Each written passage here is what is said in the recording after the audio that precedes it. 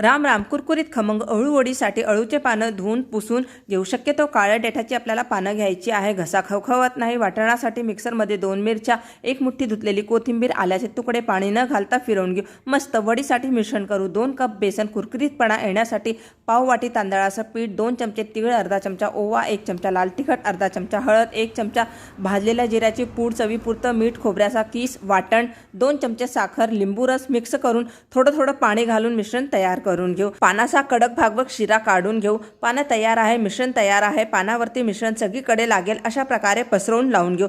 पानं उलट ठेवून मिश्रण लावून साइड्स फोल्ड करून रोल करून घेऊ. शेवटी बेसन लावून प्रेस करून घेऊ. स्टीमरमध्ये पाणी गरम करून घेऊ. त्यावरती जाळीला तेल लावून त्यामध्ये अळूचे रोल ठेवून 12 ते 15 मिनिटं वाफवून घेऊ. रोल पाहू सुरी क्लिअर आहे. परफेक्ट रोल काढून गार करून कट करून घेऊ. तेल गरम झालेले आहे. एक एक करून अळू वडी घालून अर्धा मिनिटानंतर साईड चेंज करून सोनेरी रंग येईपर्यंत खमंग तळून घेऊ.